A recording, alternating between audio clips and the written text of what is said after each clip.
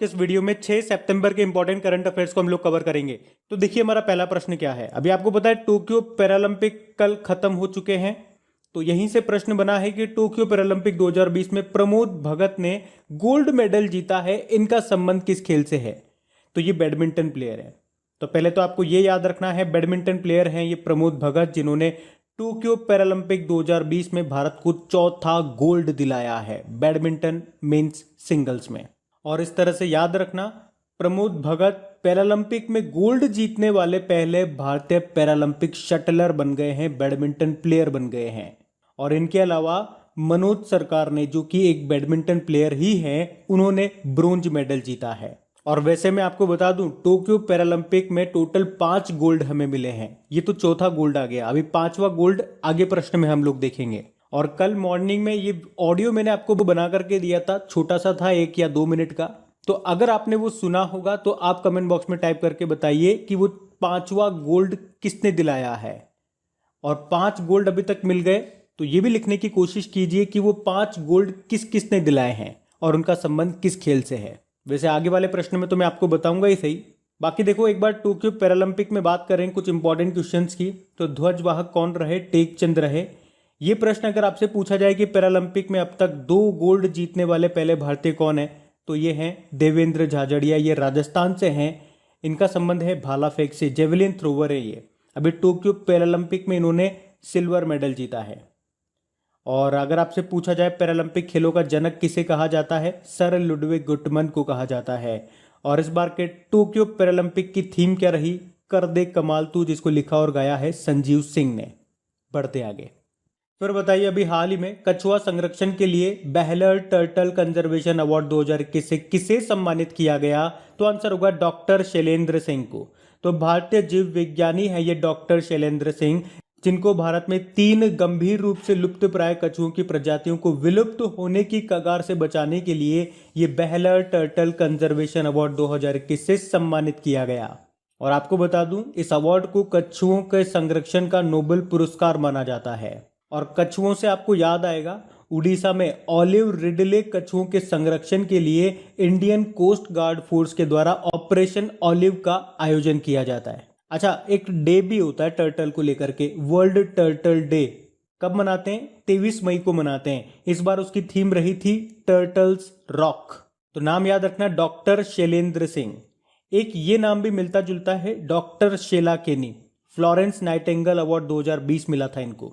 Doctor Amit Kesarwani की बात करेंगे तो doctor APJ Abdul Kalam scientist award 2021 मिला था इनको।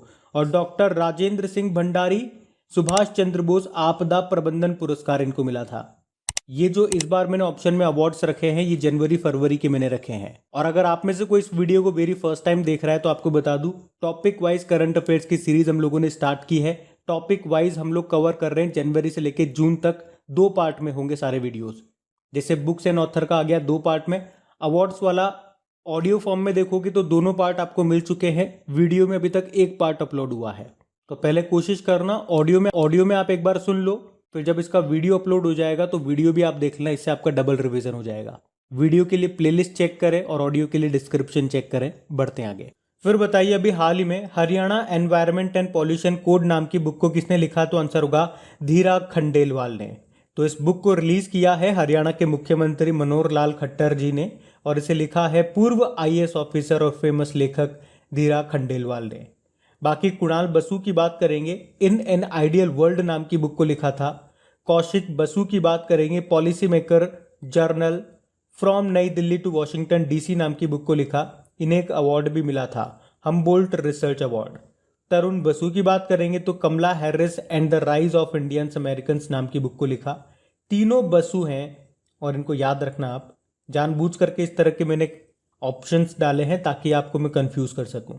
अच्छा, अगर मैं आपसे पूछता हूं कि इंटरनेशनल बुकर प्राइज 2021 किसने जीता, तो आंसर होगा डेविड डायोप ने। फ्रांस के लेखक हैं ये, इनके author. At night all blood is black के लिए इन्होंने ये अवार्ड जीता था। बढ़ते आगे। तो देखिए, वो प्रश्न आ गया आपके 5वें गोल्ड का। तो क्या है प्रश्न? अभी हाल ही में कृष्णा नागर ने टोक्यो पैरालंपिक 2020 में गोल्ड मेडल जीता है, इनका संबंध किस खेल से है? तो ये भी बैडमिंटन प्लेयर ही हैं। एक तो और एक तो ये याद रखना है इनका संबंध है बैडमिंटन से, और अभी इन्होंने ही टोक्यो पैरालंपिक 2020 में मेंस सिंगल इवेंट में गोल्ड जीता है, और ये भारत का टोक्यो पैरालंपिक में 5वां गोल्ड है। और अभी पीछे प्रश्न में हम लोगों ने देखा था चौथा गोल्ड कौन लेकर के आए थे, प्रमोद भगत लेकर के आए थे।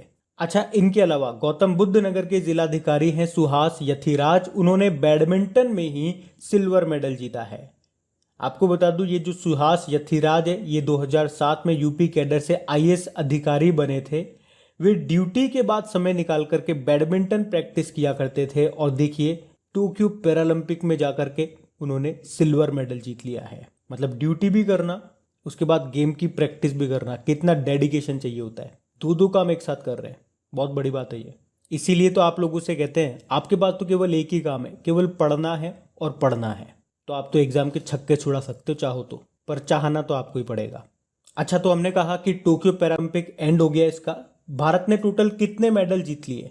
19 मेडल जीत लिए हैं भारत ने। और आपको बता दूं 53 सालों में 53 ईयर्स में 11 पैरालंपिक्स में आप भारत के सभी मेडल को जोड़ देंगे ना तो टोटल 12 मेडल आपको मिलेंगे।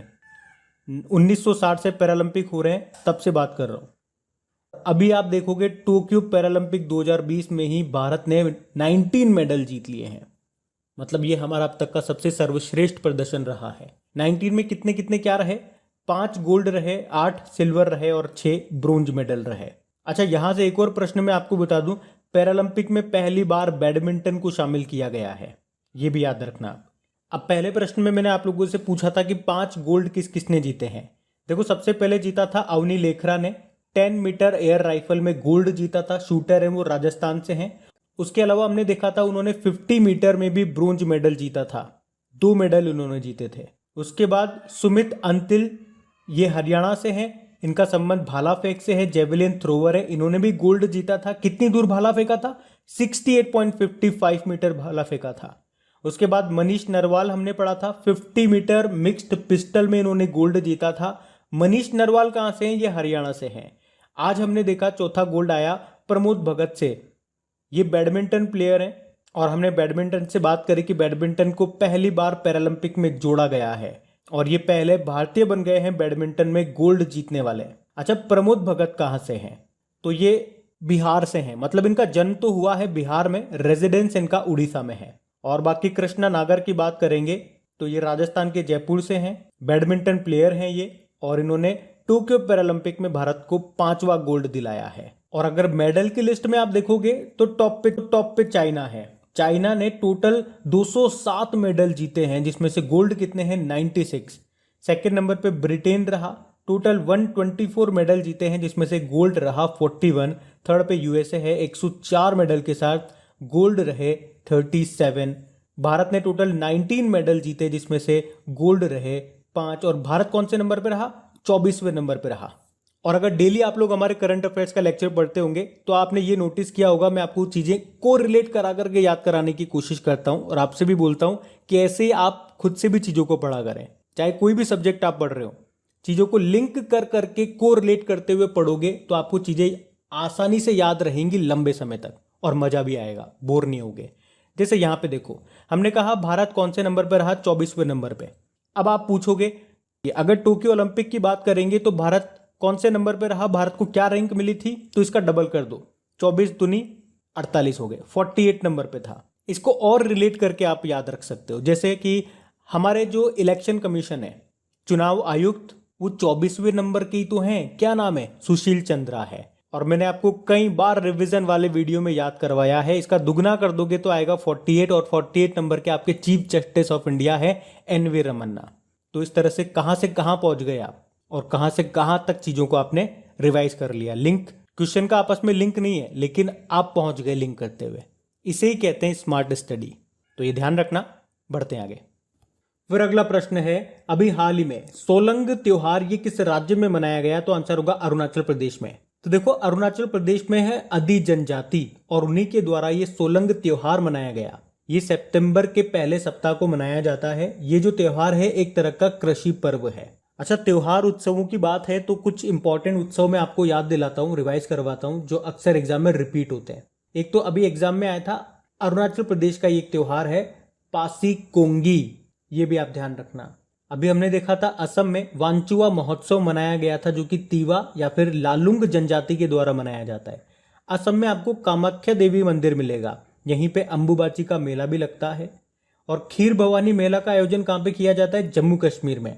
जम्मू कश्मीर में अभी हमने पढ़ा था बंगस आवाम मेला भी लगा था। और मणिपुर से आप याद रखो लाई हराओबा त्योहार होता है, यहीं पे संगाई उत्सव का भी आयोजन किया जाता है। मणिपुर में आपको मिलेगी लोकटक झील, जिसपे तेरतवा, दुनिया का एकमात्र तेरतवा नेशनल पार्क है काबुल लामजाओ नेशनल पार्क। इसी झील पे आपको संगाई हिरन भी मिलेगा, तो यहीं से आप याद रख लोगे संगाई उत्सव ये मणिपुर में होता है। अच्छा बताओ चापचार कुट महोत्सव कहाँ पे होता है? ये होता है मिजोरम में।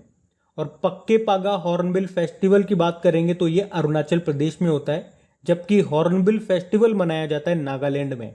और गुड़ी पड़वा, ये नववर्ष का आरंभ होता है, ये महाराष्ट्र में आयोजित किया जाता है। और बोनालू त्योहार मनाया जाता है तेलंगाना में।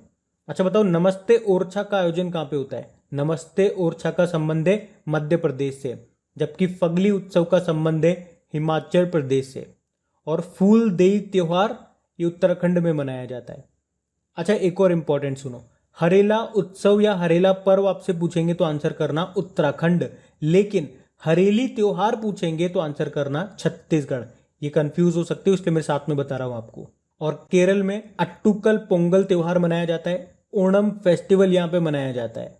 और यहीं पे आपको सबरीमाला मंदिर मिलेगा, जहाँ पे मकर विलक्कु त्योहार मनाया जाता है। अच्छा पोंगल कहाँ मनाया जाता है? पोंगल तमिलनाडु में मनाया जाता है। और हमने देखा अभी अट्टुकल पोंगल ये केरल में मनाया जाता है। वैसे तमिलनाडु में आदिपुरम त्योहार भी मनाया जाता है।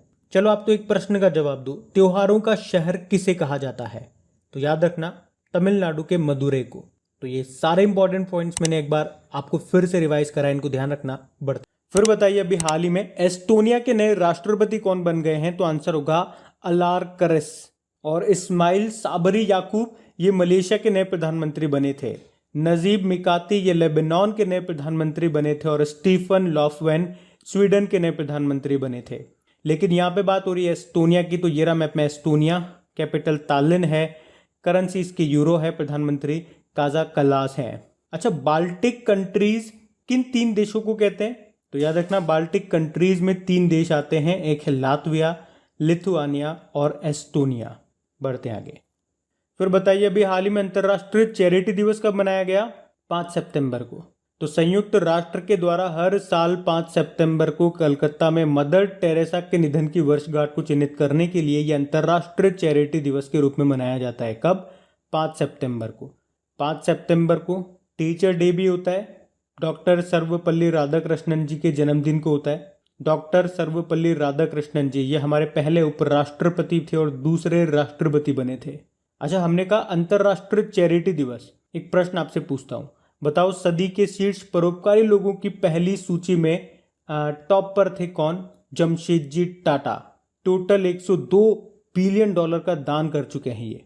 अब इंपॉर्टेंट डे वाला क्वेश्चन है, देखो 2 सितंबर को विश्व नारियल दिवस के रूप में मनाया, वर्ल्ड कोकोनट डे। 4 सितंबर को अंतर्राष्ट्रीय गिद्ध जागरूकता दिवस के रूप में मनाया था। एक्चुअल में सितंबर के पहले शनिवार को यह मनाया जाता है। और अभी 1 से लेकर 7 सितंबर तक हम लोग राष्ट्रीय पोषण सप्ताह के रूप में मना रहे हैं। और याद रखना सितंबर महीने को पोषण माह के रूप में मनाया जाता है। पढ़ते हैं आगे। अच्छा फिर बताइए अभी हाल ही में भारत और किस देश के बीच में सिम्बेक्स 2021 अभ्यास का आयोजन हुआ? तो आंसर होगा सिंगापुर। तो ये 2 सितंबर को शुरू हुआ था, 4 सितंबर तक चला। भारत और सिंगापुर के बीच में हुआ ये सिम्बेक्स एक्सरसाइज। याद रखना ये एक नेवल एक्सरसाइज है और ये इसका 28वां एडिशन था। कहाँ पे हुआ? साउथ चाइना सी में हुआ। इसमें भारत की तरफ से INS रणविजय, INS किल्टन और INS कोरा ने पार्टिसिपेट किया। अच्छा देखो सिम्बेक्स तो हो गया सिंगापुर के साथ में। सिंगापुर के साथ में एक और एक्सरसाइज हम करते हैं, बोल्ड कुरुक्षेत्र। और जब भी एक्सरसाइज का क्वेश्चन आता है आपने देखा होगा हर बार इस साल में जितनी भी इंपॉर्टेंट एक्सरसाइज हुई है सारी मैं आपको रिवाइज कराता हूँ। आज मैं आपको रिवाइज नहीं कराऊंगा, आज मैं आपसे कुछ प्रश्न पूछूंगा, 2-3 प्रश्न पूछता हूं, आप उनके जवाब देना। अभी एक तो ये बताओ काजिंद 2021 एक्सरसाइज हमने किसके साथ में किया था? एक बताओ डस्टलिक 2 एक्सरसाइज किसके साथ में किया था? और बताओ गरुड़ शक्ति और समुद्र शक्ति एक्सरसाइज हम किसके साथ में करते हैं? और एक ये भी बताओ अभी कोंकण एक्सरसाइज किया था हमने किस देश के साथ में। बाकी बात यहाँ पे सिंगापुर की है, तो ये रहा मैप में सिंगापुर। देखो कैपिटल इसकी सिंगापुर सिटी है, करेंसी सिंगापुर डॉलर है, प्रेसिडेंट है हलीमा याकोब। और आपको बता दूं एपेक का हेडक्वार्टर आपको सिंगापुर में मिलेगा। एपेक मतलब एशिया पैसिफिक इकोनॉमिक कोऑपरेशन। अच्छा, सिंगापुर के इतिहास में पहली बार विपक्ष के नेता कौन बने? प्रीतम सिंह बने थे। और आपको याद होगा नेशनल आईडी में फेशियल वेरिफिकेशन का इस्तेमाल करने वाला पहला देश भी सिंगापुर ही बना था।